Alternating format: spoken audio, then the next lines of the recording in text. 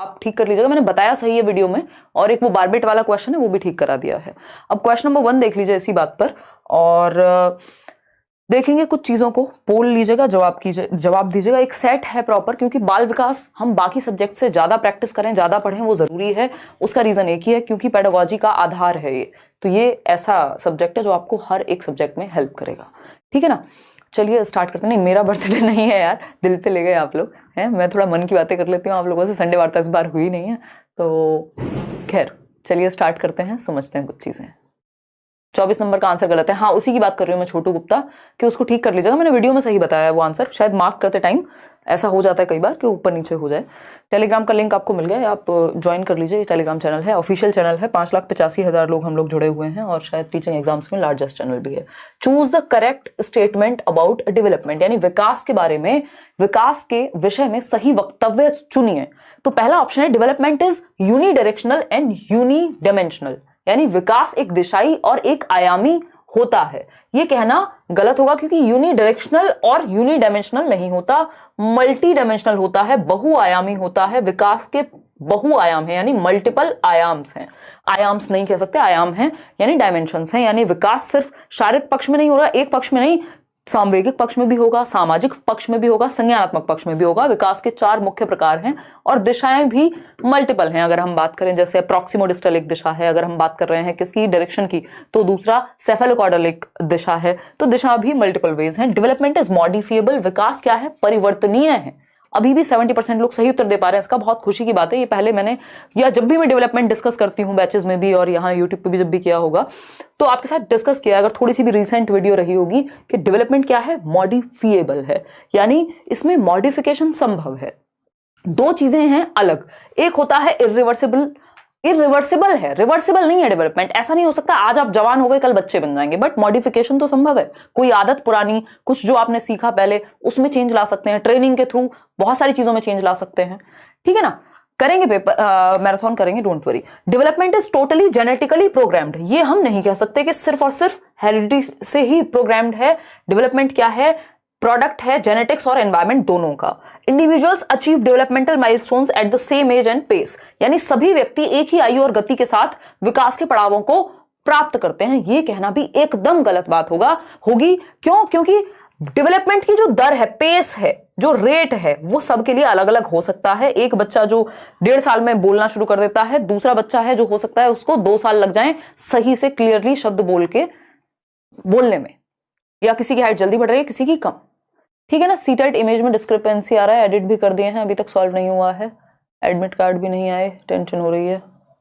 चरण स्पर्श, बहुत बढ़िया विक्की एक काम करो, वो इमेज दोबारा से क्लिक करके और क्लियर तरीके से, और उसको, या फिर उसका साइज को थोड़ा सा मॉडिफाई करके दूसरी इमेज अपलोड कर दो। चाहे वो इमेज सेम हो, फिर भी थोड़ा नाम वगैरह रीनेम करके उस तरह से कुछ करो, ठीक। तो हम ये कह सकते हैं कि सभी बच्चे सेम टाइम पे माइलस्टोन्स होते हैं डेवलपमेंटल टास्क कि। मान लीजिए 5 साल का बच्चा है, तो यार बेसिक बातें तो उसको आनी ही चाहिए। अब तो उसने बोलना सीख लिया होगा, चलना सीख लिया होगा, ग्लास पकड़ना सीख लिया होगा। ये क्या है, माइलस्टोन्स हैं।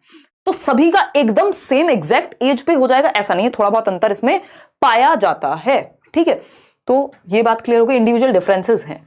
एक ही ऑप्शन सही है कि डेवलपमेंट इज मॉडिफिएबल, यानी विकास क्या है, परिवर्तनीय है, इसमें परिवर्तन संभव है, मॉडिफिकेशन हम कर सकते हैं। देखिए 2 बातों में अंतर समझिएगा, हम विकास में रिवर्सिबल नहीं कर सकते। विकास क्या है, रिवर्सिबल नहीं है। डेवलपमेंट, ध्यान से समझिएगा, डेवलपमेंट यानी विकास अपरिवर्तनीय नहीं कहेंगे, अनुक्रमीय है। आई थिंक परिवर्तनीय को यही बोलते हैं, इसको इरिवर्सिबल को। तो डेवलपमेंट इज नॉट रिवर्सिबल, क्या है, रिवर्सिबल नहीं है, यानी रिवर्स गियर नहीं लगता, ठीक। अनुक्रमणीय है अगर मैं कहूं, लेकिन बट मॉडिफिएबल, यानी परिवर्तन तो संभव है। ऐसा नहीं कर सकते हम कि आज आप बच्चे हैं और कल आप क्या होंगे, मदर के वूम्ब में चले जाएं, गर्भ में चले जाएं। पॉसिबल नहीं है, पीछे नहीं जा सकते। अगर आज आप एक अडल्ट हैं, वयस्क हैं, तो आप किशोर नहीं बन जाएंगे कल। अगर आप आज एक बुढ़े व्यक्ति हैं तो कल बच्चे नहीं बन जाएंगे। हरकतों से बन सकते हैं मॉडिफिकेशन के द्वारा, बट वैसे रिवर्स नहीं कर सकते आप स्टेज को। तो रिवर्सिबिलिटी का यहाँ रूल जो है वो लागू नहीं होता है, यानी हम कोई रिवर्स गियर नहीं लगा सकते कि एकदम बैक चले जाएं, वो पॉसिबिलिटी नहीं है। बट मॉडिफिकेशन यानी परिवर्तन तो संभव है, भाई थोड़ा बहुत जो चेंज है, चेंज तो कर ही सकते हैं ना हम, रिवर्स नहीं जा सकते। स्टेज या ऐसी कुछ चीजें हैं जिनको हम बिल्कुल एग्जैक्ट रिवर्स नहीं कर देंगे, बट मॉडिफिकेशन संभव है, ये बात हम ध्यान रखेंगे। क्योंकि अगर क्वेश्चन आता है कि रिवर्सेबल है तो आप कहेंगे बिल्कुल नहीं, आप कहेंगे अगर पूछता है मॉडिफिएबल है, जी बिल्कुल मॉडिफिएबल है, परिवर्तन तो संभव है बट अनुक्रमणीयता नहीं है, ऐसा नहीं कर सकते कि रिवर्स में चले जाएं पीछे। आगे बढ़ते हैं, क्वेश्चन नंबर 2 देखिएगा एक बार और पोल में जवाब दीजिएगा। देखिए क्वेश्चन नंबर है 2, पढ़िएगा। विच of the following principle of development proposes that children gain muscular control, यानी बच्चों का जो है मांसपेशियों पर कंट्रोल आ रहा है, of arms relatively earlier than that of fingers, यानी आर्म्स यानी बाहों पे कंट्रोल पहले आ रहा है, बाद में फिंगर्स पे। समझ पा रहे हैं? यानी जब उनको वो बॉटल पकड़नी होती है तो वो अपनी आर्म्स का इस्तेमाल करके ऐसे पकड़ लेते हैं, हाथों का प्रयोग करके, ठीक। लेकिन फिंगर्स जब पेन पकड़ना सीख रहे हैं तो वो बाद में सीख रहे हैं, है ना। तो हम इसी को gross to fine motor skills कहते हैं, यानी स्थूल गतिक से gross to fine motor skills, सूक्ष्म गतिक कौशल, इसी को जनरल टू स्पेसिफिक कहते हैं, यानी सामान्य से विशिष्ट क्रियाओं की ओर। कि जब आप कुछ सामान पकड़ रहे हैं तो पूरे हाथों से, आर्म्स से अपने उठा ले रहे हैं, लेकिन जब आप पेन पकड़ रहे हैं तो वो आप पहले तो आप पूरे हाथ का यूज करते थे, अब आप सिर्फ 2 फिंगर का यूज करते हैं, यानी सूक्ष्म से सूक्ष्म की ओर जा रहे हैं। किससे? स्थूल से। तो ये सेफेलोकॉर्डल तो नहीं हो सकता क्योंकि लॉन्गिट्यूडिनल होता है या हेड टू टो होता है, शीर्षगामी यानी सर से। सेफेल का मतलब है खोपड़ी, हेड टू टो शीर्ष से नीचे की ओर जाएगा, कि बच्चा पहले अपनी गर्दन संभालना सीखेगा, फिर वो अपने पैरों पे उसका कंट्रोल आएगा, खड़े होना सीखेगा, फिर चलना सीखेगा, ठीक। लेकिन प्रॉक्सिमो डिस्टल इसका सही उत्तर है कि बच्चे का जो कंट्रोल है वो पहले सेंटर में आता है और फिर धीरे धीरे आउटवर्ड जाएगा। सेंटर क्या है? सेंटर आपकी बॉडी का यानी स्पाइनल कॉर्ड, आपका हार्ट, फिर बाहर की तरफ आपके ये शोल्डर्स, फिर शोल्डर्स के बाद क्या है? आर्म्स, आपकी बाहें, फिर उसके बाद हाथ, हाथ के बाद फिंगर्स यानी एक्सट्रीमिटीज की तरफ। तो ये कहां होगा? प्रॉक्सिमो डिस्टल में होगा। ये जितना अच्छे से आप समझ लें उतना अच्छा है। ये क्वेश्चन कई मतलब लगभग हर सेट में पूछा गया सीटेट के ऑनलाइन पेपर में, और आपको हर बार लगभग देखने को मिल जाएगा ये क्वेश्चन, ठीक है ना। तो ए ऑप्शन है। इंडिपेंडेंस ऑफ सिस्टम्स प्रिंसिपल, ऐसा नहीं है कि ये कोई इंडिपेंडेंस का मामला है, हायरार्किकल इंटीग्रेशन का। सिंपल सी बात है कि पहले जो है बड़ी मसल्स पे कंट्रोल है, बाद में फिंगर्स पे, यानी आर्म्स पे पहले कंट्रोल है, फिंगर्स पे बाद में। क्वेश्चन नंबर 3 देखिएगा और जवाब दीजिएगा। कहां सोते रह गए ब्रदर? जब 4th ऑप्शन डिस्कस हो जाए तो चेंज कर दिया करो। देखिएगा, प्रैक्टिस चल रही है मैडम, एसएसटी का नहीं करेंगे निशी हम, है ना, एसएसटी का नहीं करेंगे। सबसे कठिन लगता है, प्लीज उसको अच्छे से समझा दीजिए। प्रियंका बिल्कुल आप अच्छे से समझिए, डेली आइए, डिस्कशन देखिए, बिल्कुल अच्छे से समझ में आएगा। और ये जो सेशन है इसको शेयर भी कर दीजिए, जितने भी लोग तैयारी कर रहे हैं उनके साथ भी। अभी हम लोग 19,000 के करीब लोग जुड़े हुए हैं, 20-22 हज़ार लोग हम पढ़ रहे हैं, परसों हम 32,000 लोग पढ़ रहे थे। तो लाइक भी कर दीजिए साथ साथ, जैसे जैसे आप लोग जुड़ते जाएं। सिर्फ 6,000 लोगों ने लाइक किया है और हमारी जो संख्या है वो हो गई 19,000। तो बाकी के जो 13,000 लोग हैं उनको सेशन पसंद नहीं आ रहा है क्या? अगर नहीं आ रहा है तो बताइए क्यों नहीं आ रहा है, आ रहा है तो लाइक करके बता दीजिए। चलिए खैर आगे बढ़ते हैं। बी ऑप्शन 65% लोग कह रहे हैं, जो कि सही है। यानी 65% लोगों को ये लग रहा है, यानी 65% लोग सही उत्तर दे रहे हैं पोल में।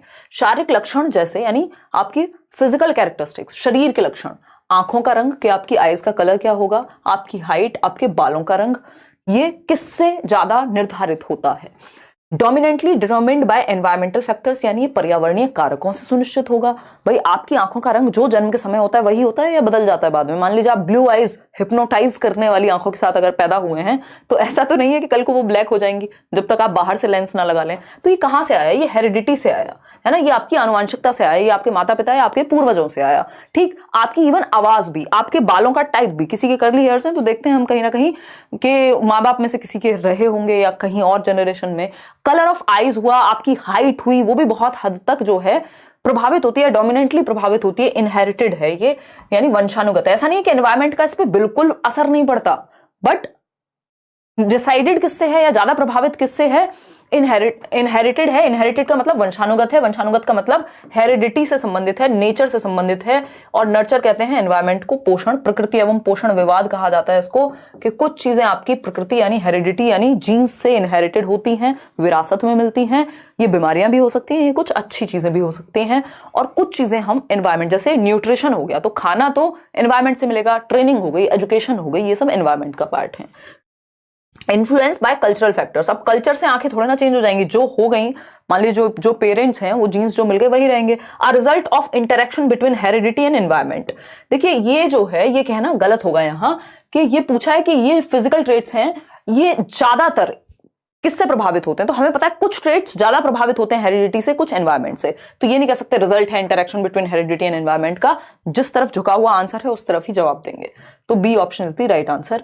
आगे बढ़ेंगे क्वेश्चन नंबर 4, क्योंकि आपको कुछ ऑप्शंस या एग्जांपल्स देके पूछा है कि इनमें से कौन किसकी तरफ झुका हुआ होगा। ऐसा नहीं कहा कि अपनी मर्जी से कह दिया हो कि इन जनरल नहीं पूछा कि डेवलपमेंट क्या होता है, तो तब आप कहते हैं कि हेरिडिटी और एनवायरमेंट का प्रोडक्ट होता है, वंशानुगत और वातावरण का प्रोडक्ट होता है। अगर आपसे क्या पूछा होता, इन जनरल पूछा होता, यहाँ पे एग्जाम्पल दिया है और पूछा है कि ये ज्यादा प्रभावित किससे होगा, तो उस केस में तो भैया फिर आपको सोच समझ करके ही जवाब देना पड़ेगा, है ना। कुछ और सेशंस आपके सामने आने वाले हैं, बड़े बड़े सेशंस, तैयार हो जाइए बिल्कुल। समझते हैं, dash is the primary agency of socialisation, यानी ओ हो, ये क्या किया इन्होंने, देखिएगा एक बार। ये क्वेश्चन मुझे लग रहा है शायद सीटेट ने भी गड़बड़ की होगी, क्योंकि हमारे टाइपिस्ट जी गड़बड़ करते नहीं है, फिर भी हम देख लेंगे। उधर क्वेश्चन है dash is the primary agency of socialisation, यानी डैश प्रमुख या प्राथमिक कारक है किसका, सामाजिकरण का। डैश प्राथमिक कारक है किसका, सामाजिकरण का, यह सामाजिकरण का प्राथमिक कारण है। तो आपको पता है प्राथमिक यानी प्राइमरी जो है वो फैमिली होगी, और secondary school, mass media, religion, ये सब आ जाएंगे, लेकिन फैमिली हमेशा प्राइमरी में ही रहती है। क्यों? क्योंकि बच्चे का जो प्राइमरी सोशलाइजेशन है वो जन्म के समय से ही शुरू हो जाता है। लगभग 3 साल की उम्र तक वो अपनी समझ बनाएगा कि मैं कौन हूँ, किस घर में रहता हूँ, कैसे तौर तरीके होते हैं, है ना। कोई बाहर से आए तो नमस्ते करनी होती है, मतलब 3 साल तक ही नहीं, उसके बाद भी ये चीज चलेगी, क्योंकि सोशलाइजेशन भी जन्म से और जीवन भर चलता रहता है। ठीक, तो फैमिली प्राइमरी है, स्कूल हमेशा सेकेंडरी होता है, नेबरहुड जो है वो कभी कभी प्राइमरी के साथ आ जाएगा अगर फैमिली के साथ जुड़ा हो, नहीं तो स्कूल के साथ आ जाता है कई बार नेबरहुड, अगर एक साथ लिखे हुए हों तो हमेशा याद रखेंगे स्कूल सेकेंडरी यानी गॉड है, द्वितीयक कारक है, फैमिली प्राइमरी है, रिलीजन और मास मीडिया तो होते ही सेकेंडरी हैं। ठीक है जी, आगे बढ़ेंगे। डी ऑप्शन यहां सही था। क्वेश्चन नंबर 5 देखिएगा एक बार, क्वेश्चन नंबर 5 देखिए और जवाब दीजिए पोल में। क्वेश्चन नंबर 5 है when a child can solve a problem with concrete objects only, यानी जब बच्चा मूर्त वस्तुओं के द्वारा ही समस्याओं का समाधान कर सकता है। His problem solving characteristics come under the stage of, यानी बच्चा सिर्फ उन्हीं समस्याओं का समाधान कर सकता है जो उसके सामने है, जिनको वो टच और फील कर सकता है। मान लीजिए मैं इस बॉटल के बारे में कोई बात पूछूं तो बच्चा क्योंकि इसको देख सकता है, टच कर सकता है, फील कर सकता है, तो इसके बारे में वो सोच पाएगा, तर्क कर पाएगा, प्रॉब्लम को सॉल्व कर पाएगा जो चीज उसके सामने है ना। जैसे कि फॉर एग्जांपल जब हम बात करते हैं बच्चे को, जब हम एडिशन भी सिखाते हैं यानी हम जोड़ना भी सिखाते हैं, तो हम कहते हैं ये 3 पेन हैं और इन 3 पेनों में 2 और जोड़ दिए, 2 टॉफी और ले आए हम, कितने हो गए 5, तो ये कॉन्क्रीट है। लेकिन बाद में आप क्या करते हैं, बाद में आप कहते हैं 2 + 3 = 5। अब कोई जरूरत नहीं आपको कॉन्क्रीट मटेरियल की कि जिसको टच और फील ही किया जा सके, ठीक है ना। इसका एक उदाहरण ये भी है कि जब आपको काउंट करने के लिए उंगलियों की आवश्यकता पड़ रही है, दैट मीन्स ये कॉन्क्रीट है, जिसको छुआ जा सकता है, जिसको टच किया जा सकता है, फील किया जा सकता है, देखा जा सकता है। एब्स्ट्रैक्ट क्या है, जब आप दिमाग में फटाफट से 13 × 13 कर ले रहे हैं तो वो एब्स्ट्रैक्ट हो गया। ठीक, अमूर्त हो गया। अमूर्त वो जिसको छू नहीं सकते, मूर्त वो जिसको छुआ जा सकता है, जिसको देखा जा सकता है, जिसको फील किया जा सकता है। ठीक है, तो ये जो कॉन्क्रीट ऑब्जेक्ट्स की एबिलिटी है, ये कॉन्क्रीट ऑपरेशनल स्टेज में आ जाती है। कॉन्क्रीट से कॉन्क्रीट ऑपरेशनल, मूर्त संक्रियात्मक अवस्था, प्याजे की अवस्था है 7 से 11 वर्ष। यही वो स्टेज है जहां पहली बार तर्क देखने को मिलता है बच्चे में कॉन्क्रीट चीजों के प्रति, यानी लॉजिक अबाउट कॉन्क्रीट थिंग्स, यानी तर्क आता है सबसे पहली बार कहां पर, यहीं पर कॉन्क्रीट ऑपरेशनल में। फॉर्मल ऑपरेशनल में जो है वो एब्स्ट्रैक्ट थिंकिंग भी आ जाती है, जो कि एक लेवल और ऊपर होती है, अमूर्त चिंतन। ये क्या है, मूर्त चिंतन है इस स्टेज में। कॉन्क्रीट ऑपरेशनल यानी नाम ही है मूर्त संक्रियात्मक, यानी वो संक्रियाएं, वो मेंटल प्रोसेसेस जो चीजें सामने हैं। इस घड़ी के बारे में सोचना है तो आप बता पाएंगे, लेकिन ऐसी घड़ी अपने आप से बनाने को कह दिया जाए तो प्रॉब्लम हो जाएगी। ठीक है, कोई कह रहा है आराम से पढ़ाइए, मतलब तेजी से चल रहे हैं क्या हम। मैं मोटी क्यों नहीं होती, प्रियंका कह रही है। मोटा और पतला छोड़ दो प्रियंका, पोल सही नहीं है, एजुकेशन कह रहे हैं, शौर्य पोल अच्छे से दीजिए भाई, ठीक है ना। मोटा और पतला छोड़ दो, पेपर दे लो, सारी चीजें ठीक की जा सकती हैं, बस खाना ठीक से खा लो और सो जाओ और पढ़ाई करो, दैट्स इट। तो C option is the right answer. ठीक, ये प्याजे की स्टेज है, सेंसरी मोटर जो है वो पहली स्टेज है। देखिएगा क्वेश्चन नंबर 6 और जवाब दीजिएगा। अगर हम बात करें तो a child made a mental note, पढ़ लीजिए आप, वैसे 2 सेकंड में आपको दे देती हूँ और पोल में जवाब देंगे। सीटेट के नोट्स मिल जाएंगे कल या परसों में ही, कल तो नहीं यार, परसों तक देंगे आपको। है ना। कुछ कुछ चीज़ें आए जा रही हैं। मेरा भी थोड़ा सा हेक्टिक होती हैं चीज़ें, बहुत सारी चीज़ें मैं आप जब आपका एग्जाम आ रहा है उसलिए कॉम्प्रोमाइज़ करके आपको प्रायोरिटी पे रख रही हूँ कि किसी भी हालत में छुट्टी ना हो। चाहे मेरी इवन जो पेड क्लासेस हैं, जो करियरल ऐप पे क्लासेस हैं, वहाँ पे भी एक बार को छुट्टी हो रही है कुछ चीज़ों की वजह से, आपकी बड़ी क्लास है या कई बार मैं कहीं और व्यस्त हूँ, लेकिन मैं कोशिश कर रही हूँ कि मैं 9 बजे दुनिया में कहीं भी हूँ यहाँ आपके सामने प्रकट हो जाऊँ, ठीक है ना।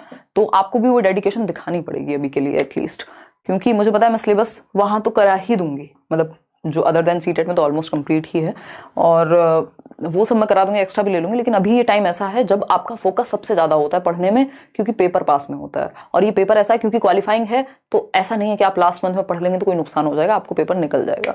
ठीक, देखिएगा क्वेश्चन नंबर 6 देखिएगा क्या कहता है भाई। क्वेश्चन नंबर 6 ये समझने की थोड़ी सी ही आवश्यकता है, ज्यादा नहीं। ज्यादातर लोग आंसर दे रहे हैं, 51% लोग ए कह रहे हैं। अब इसमें बड़ा कंफ्यूजन है आप लोगों को। देखिए चीजों को ना समझना जरूरी है, एक होता है फंडा और एक होता है कि आप कॉन्सेप्ट को समझें। तो जरूरी तो ये होता है कि कॉन्सेप्ट को समझें, फंडा आपका कई बार फेल हो जाता है अगर आपने रट्टे लगाए हुए हैं तो। क्वेश्चन नंबर 6 देखिएगा, a child made a mental note, यानी बच्चे ने एक मानसिक विचार बनाया, दैट ऑल क्रीचर्स, यानी वे सभी जीव, दैट हैव विंग्स, जिनके पंख होते हैं और उड़ सकते हैं, आर कॉल्ड बर्ड्स, यानी जिनके भी पंख हैं और उड़ सकते हैं उनको बर्ड्स कहते हैं।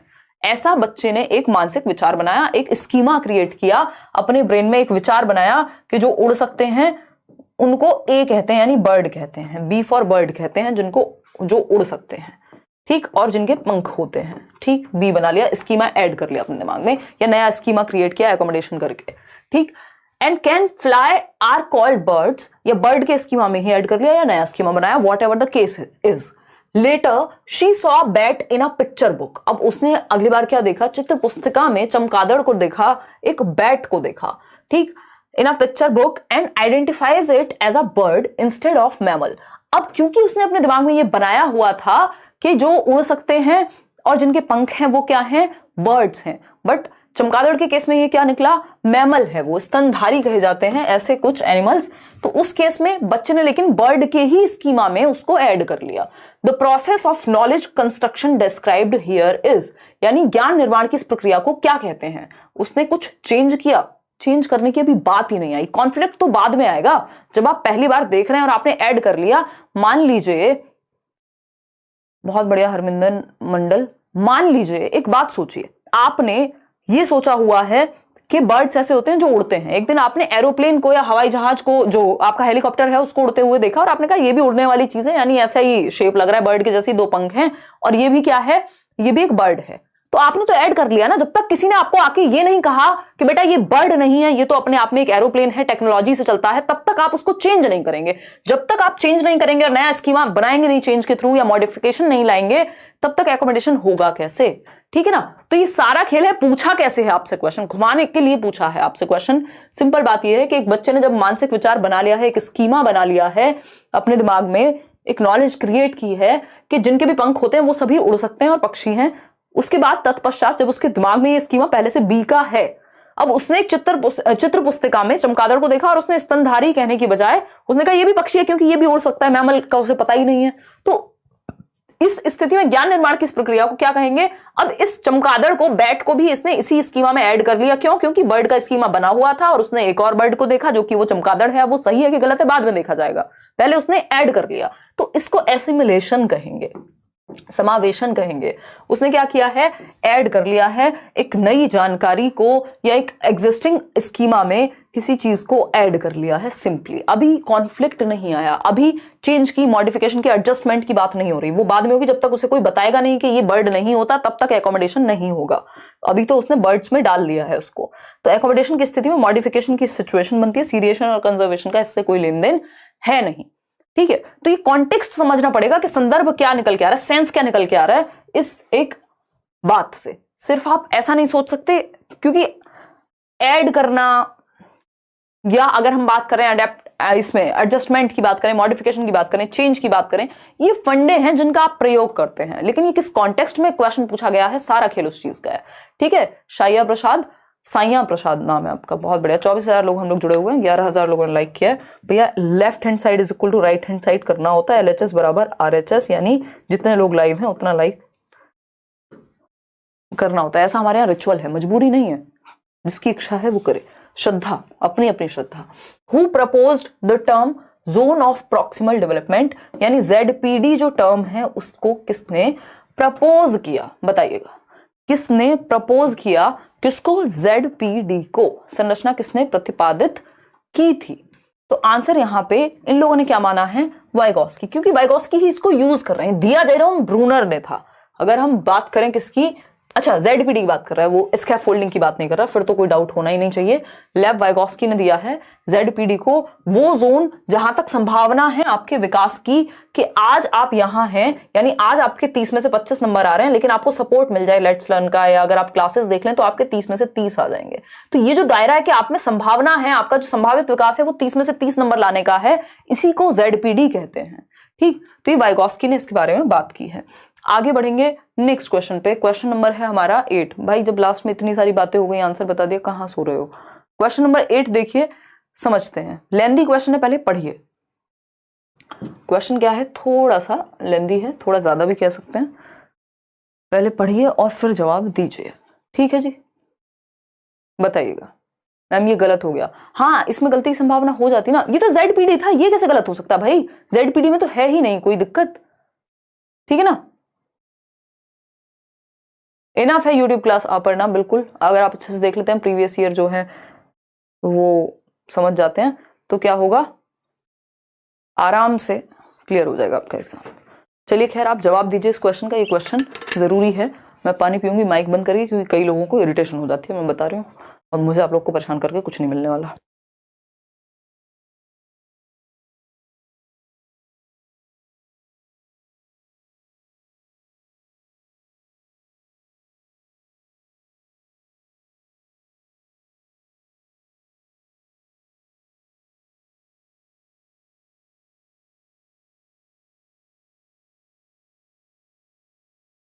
चलिए खैर देखिए 25,000 लोग हम लोग जुड़ चुके हैं। अगर किसी को बफरिंग का सामना करना पड़ रहा है तो इसका मतलब उनका या तो नेट स्लो है, तो आप क्वालिटी कम करके देख लीजिए, 420p या जो भी है आपका 360p पे देख लीजिए, अदरवाइज यहाँ से कोई दिक्कत नहीं है। क्वेश्चन नंबर देखिए 40 पे कहाँ पहुंच गए, क्वेश्चन नंबर 8, ये नींद की कमी है जो मुझे चीजें ऐसे दिख रही हैं। 8 क्वेश्चन 48 दिख रहा है।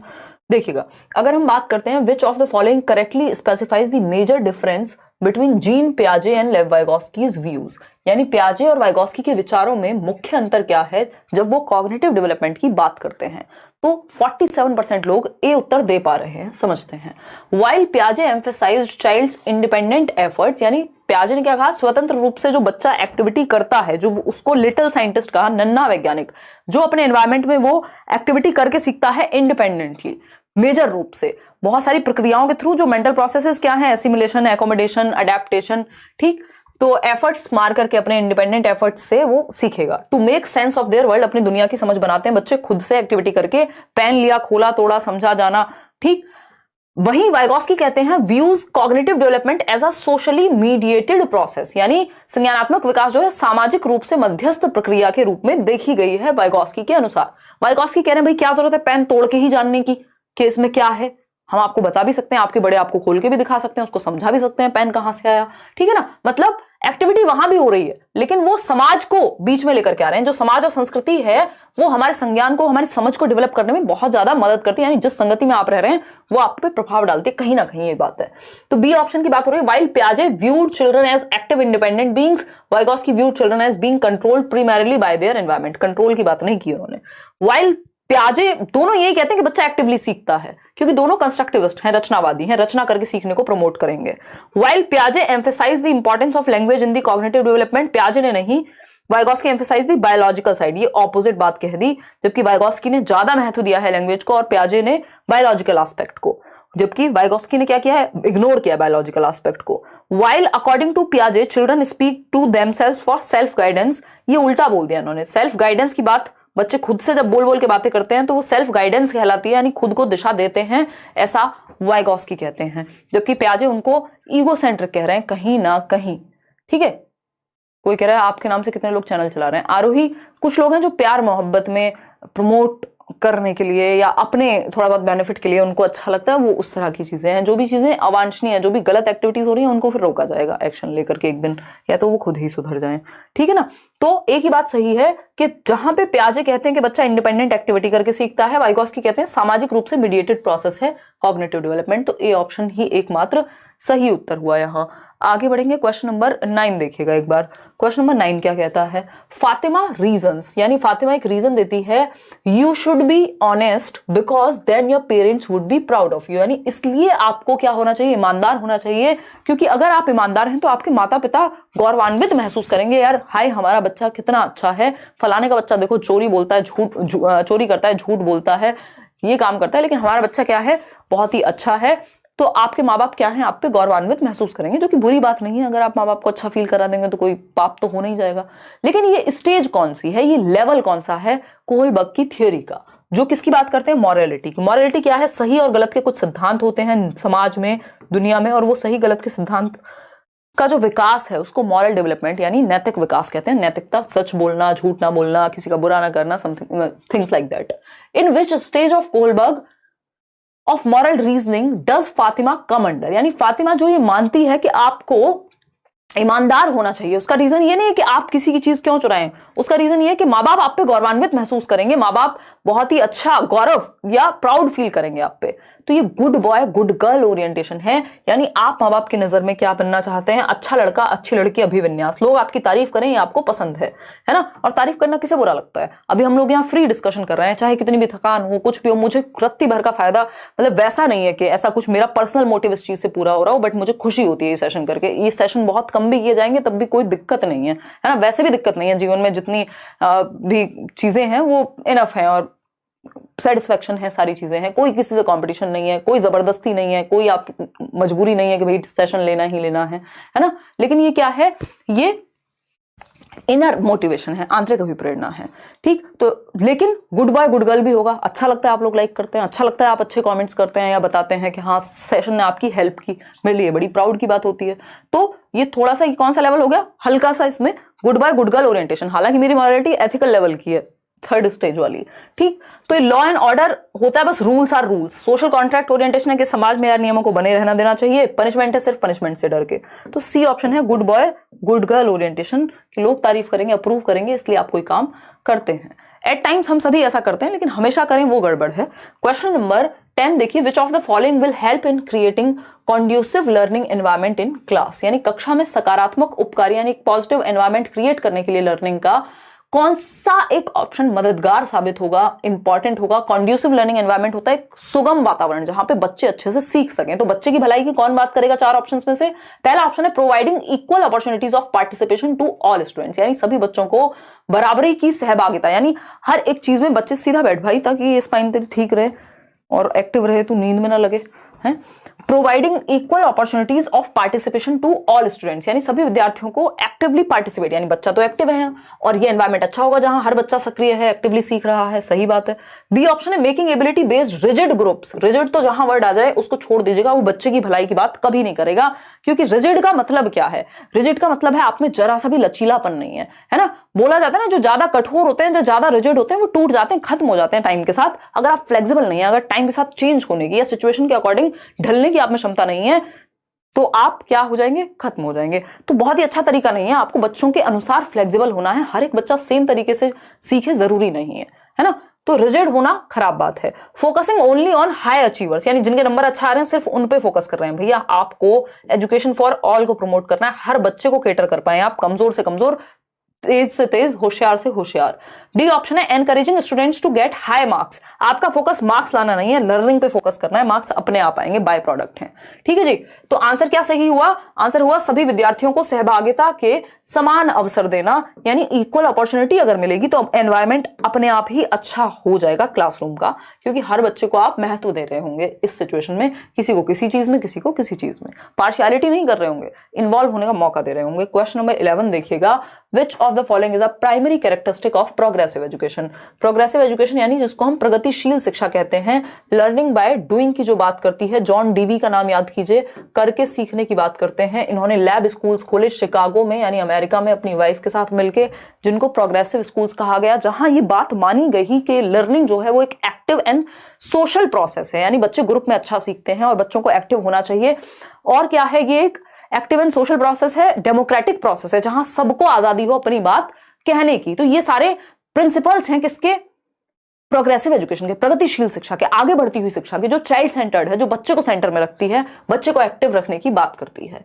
तो प्रगतिशील शिक्षा की जब विशेषता की हम बात कर रहे हैं तो पहला ऑप्शन है फ्रीक्वेंट पेपर पेंसिल टेस्ट। भैया पेपर पेंसिल टेस्ट लेना कोई भी लर्निंग बाय डूइंग का उदाहरण नहीं है। Emphasis on scoring highest in the examination, हटा दीजिए ऐसे ऑप्शन को जो स्कोर हाई करने की बात करे, लेवल की बात करे, सिर्फ पेपर पेंसिल टेस्ट की बात करे। हमें बच्चे के हर आयाम को जांचना है, सिर्फ उसके दिमाग को ही नहीं। फ्लेक्सिबल करिकुलम, ये वर्ड प्यारा है बहुत ही, फ्लेक्सिबल करिकुलम यानी बच्चे के इंडिविजुअल डिफरेंसेस के according, and assessment in the classroom, यानी आपका जो करिकुलम है, एक्टिविटीज है, सिलेबस है, वो इस हिसाब से डिजाइंड हो कि अलग अलग बच्चों को आप केटर कर पाए, उनकी नीड, उनके इंटरेस्ट को केटर कर पाए, और लचीलापन हो आपके आकलन की प्रक्रिया में भी। किसी को आप ऑब्जर्व करके असेस कर रहे हैं, किसी से आप कुछ लिखवा ले रहे हैं, किसी को आप पेपर दे रहे हैं, किसी को कोई और प्रोजेक्ट दे रहे हैं, तो डिफरेंट वेज हैं असेसमेंट के। Frequent use of extrinsic motivators, देखो एक्सट्रिंसिक मोटिवेटर्स की कभी कभार जरूरत पड़नी चाहिए, जब आपको कोई काम शुरू कराना हो, बीच में अगर बच्चा रुक रहा है तो वहां दे सकते हैं, लेकिन ओवर यूज नहीं करना, फ्रीक्वेंट यूज नहीं करना। मेजरली मेनली आपको इंट्रिंसिक मोटिवेशन, इंटरनल मोटिवेशन, आंतरिक अभिप्रेरणा, जिसका रीजन बाहर ना हो जिस काम को करने का, वो काम कराना है बच्चे से। तो सी ऑप्शन यहाँ फ्लेक्सिबल करिकुलम ही एकमात्र सही है जहां बच्चा एक्टिव है, बच्चे की भलाई की बात हुई है। ज्यादा स्लो चल रहे हैं क्या हम आज? इतना एक्सप्लेनेशन काफी है क्या? According to Howard Gardner, next question है, पोल में जवाब दीजिएगा। हार्वर्ड गार्डनर की मल्टीपल इंटेलिजेंस यानी बहुबुद्धि के सिद्धांत के अनुसार, if a child in the classroom is able to respond appropriately, यानी एक बच्चा जब एप्रोप्रिएटली, प्रॉपर, उचित ढंग से जब वो प्रतिक्रिया दे रहा है to the temperaments, intentions and moods of peer group, यानी जब बच्चा दूसरों के या अपने सहपाठियों के, अपने क्लासमेट्स के या अपने ग्रुप्स के इरादों और मनोदशाओं के प्रति उचित प्रतिक्रिया देने में सक्षम है, यानी वो एकदम से लड़ने नहीं लगता, अपने मूड में नहीं है, वो दूसरे को समझ रहा है, दूसरे बच्चे क्यों, भाई आज फलाना बच्चा परेशान है, उसके घर में कोई घटना घटी है, कोई दुखी है, किसी को किसी सब्जेक्ट में प्रॉब्लम है, सबकी तकलीफ या सबको समझने की कोशिश है, इसको इंटरपर्सनल इंटेलिजेंस कहते हैं। सी ऑप्शन 62% लोग बिल्कुल सही दे रहे हैं। क्या है ये?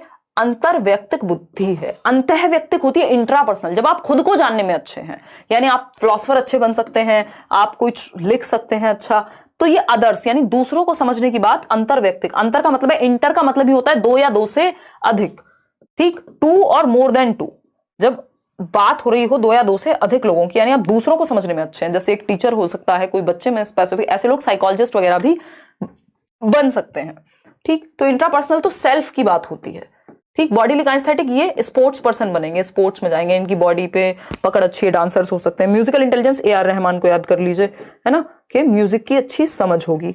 तो इसमें आंसर है सी सही। आगे बढ़ेंगे क्वेश्चन नंबर 13 पर। देखिएगा ये क्वेश्चंस थोड़े लेंदी होते हैं, लेंदी हैं, बट इनकी प्रैक्टिस इसीलिए ज्यादा करना जरूरी है क्योंकि ये लेंदी है लेकिन आसान है। अगर आपने थोड़ा सा भी सिलेबस को पढ़ा हुआ है, मैराथन देखी हुई है, और भी मैं कुछ सेशन अरेंज करने वाली हूँ जिसमें हम टॉपिक्स डिस्कस करेंगे, सीडीपी के, ईवीएस के, हिंदी के, इंग्लिश के, पेडागोजी के और मैथ्स के, ठीक है ना। चलिए, सिर्फ क्वेश्चंस नहीं, आपको और भी चीजें मिलेंगी, मतलब प्रॉपर हम टॉपिक्स डिस्कस करेंगे जो इंपॉर्टेंट है पेपर के लिए, क्योंकि आपको अभी सब कुछ नहीं पढ़ना है, ठीक है ना। पोल बहुत तेजी से जा रहा है। अच्छा, आपका इंटरनेट शायद स्लो है।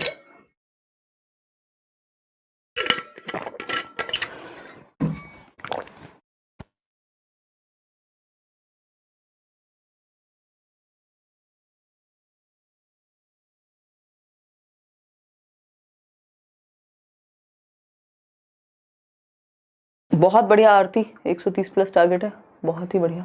जो भी अच्छे मार्क्स लाएंगे, कोशिश करेंगे हम 1-2 सेशन इंटरव्यू के रख सकें, बहुत ज़्यादा समय हमारे पास नहीं होता है। मैराथन जल्दी लगा देंगे, नेक्स्ट वीक में मैराथन शुरू शालिनी, ठीक है। इस वीक थोड़ा सा क्वेश्चन ही करने वाले हैं शायद, पता कुछ नहीं है, कभी भी कुछ भी कर सकते हैं, आजकल हम उस मोड में हैं।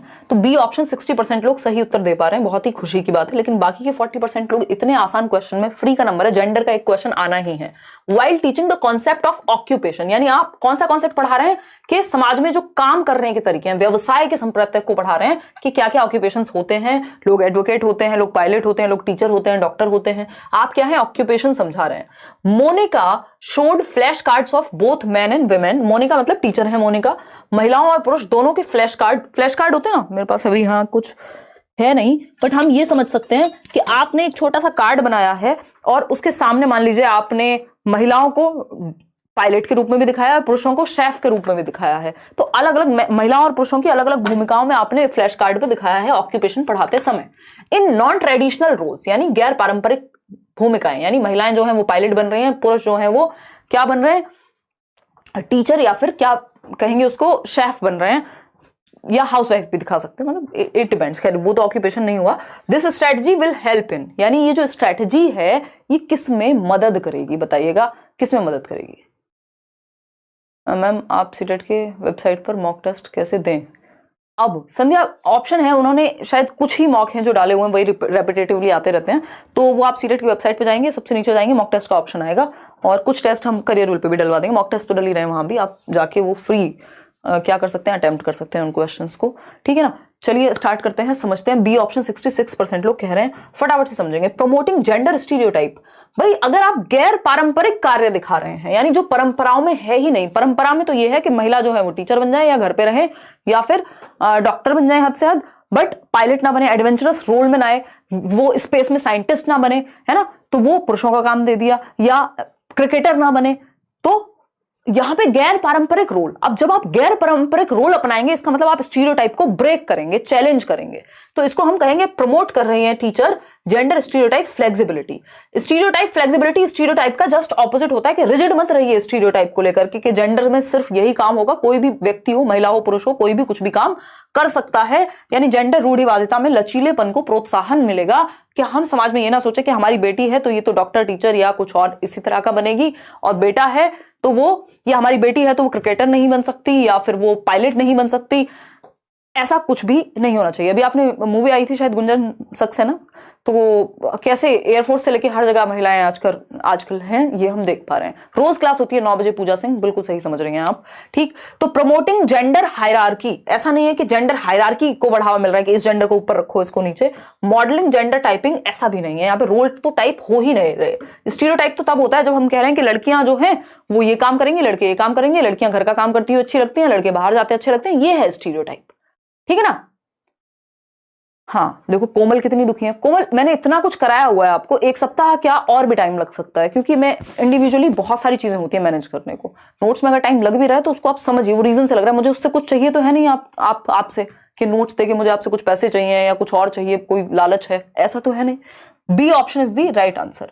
जब इंसान बहुत सारी चीजों में इन्वॉल्व होता है, कभी सेमिनार हो रहे हैं, कभी और घर में भी कुछ हो सकता है, उसके अलावा भी बहुत सारी चीजें हो जाती हैं, तो कोशिश तो यही रहती है कि आपको चीजें दी जाए। इच्छाएं तो बहुत सारी है ना, कई बार वो थोड़ा समय लग जाता है पूरा होने में, लेकिन बाकी चीजें भी तो हो रही है ना। 3.5 घंटे का जो सेशन हुआ है अभी, वो मैंने इस हफ्ते आपको प्रॉमिस नहीं किया था, लेकिन मैंने करा दिया। तो कुछ चीजें डिफरेंट होती है, कुछ ज्यादा होता है, कुछ कम होता है कहीं ना कहीं, ठीक। ज्यादा परेशान होने वाली कोई दिक्कत नहीं है, मिल जाएंगे। नोट्स इतने ज्यादा बड़े नहीं है कि आपको पढ़ने में समस्या हो पेपर से पहले, ठीक। तो which of the following is not a higher order thinking skill, यानी हॉट्स में, उच्च श्रेणी चिंतन में नहीं आएगा। एक होते हैं लॉट्स, लॉट्स बोले तो लोअर ऑर्डर थिंकिंग स्किल, निम्न स्तर, निम्न श्रेणी चिंतन, यानी जिसमें बहुत ज्यादा हायर लेवल स्किल ना लगे दिमाग की, हायर ऑर्डर स्किल में ज्यादा लेवल की आपकी जो थिंकिंग है वो ज्यादा इन्वॉल्व होती है। तो एनालिसिस बिल्कुल हायर लेवल है, इवेल्युएशन हायर लेवल है, क्रिएशन हाईएस्ट है आज की डेट में। ये कहां से आ रहे हैं, ये ब्लूम की बीएस ब्लूम के टेक्सोनॉमी से आ रहे हैं। ब्लूम टेक्सोनॉमी मैंने कराया हुआ है यूट्यूब पे, एक बार देखिएगा, ब्लूम टेक्सोनॉमी, ठीक।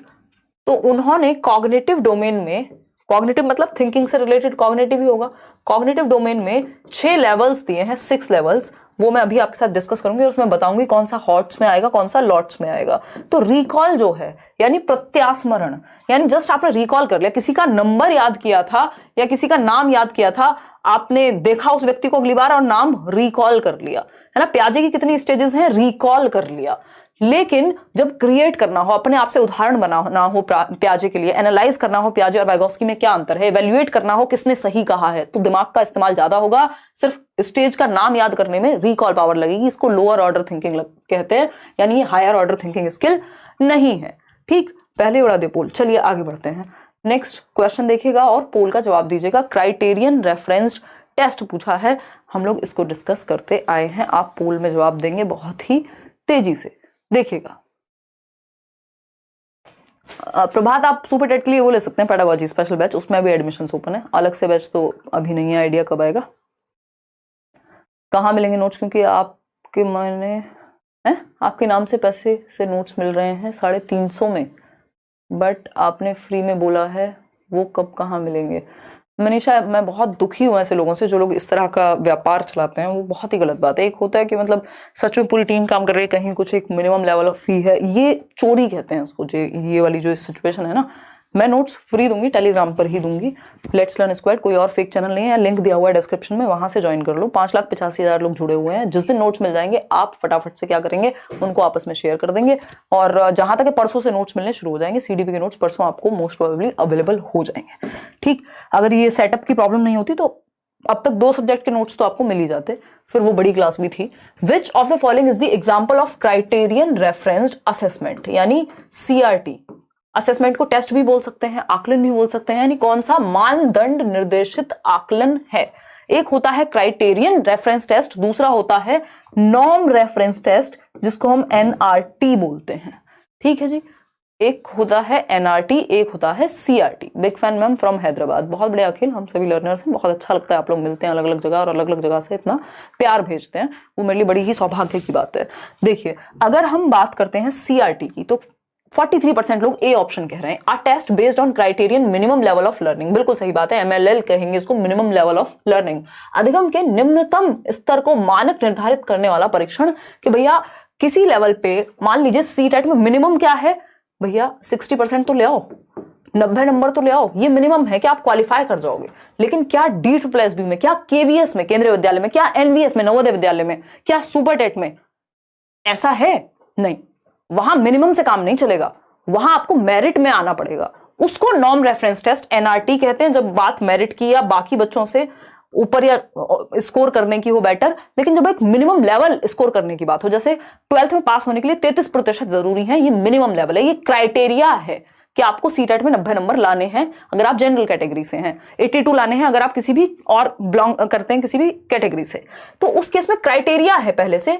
अगर क्राइटेरिया नहीं है भाई, मान लीजिए आप, कोई क्राइटेरिया नहीं है कि 90 नंबर लाने हैं। ऐसा भी होता था एक टाइम पे, जब केंद्रीय विद्यालय या D+ की जब हम बात करें कि 200 में से 80 नंबर ला रहा है जो, उसकी भी नौकरी लग रही है, क्योंकि मेरिट ही उतनी गई है, क्राइटेरिया का फर्क ही नहीं पड़ रहा।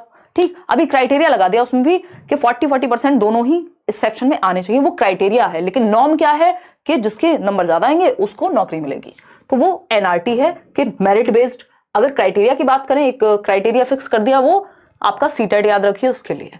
बी ऑप्शन है a test with percentile as evaluation criteria. Percentile अगर होगा तो वो एनआरटी हो जाएगा। जी स्कोर की यहां कोई बात ही नहीं कर रहे हैं, रैंक इन अ क्लास, फिर वो एनआरटी हो जाएगा। ठीक, तो A option is the right answer over here. आगे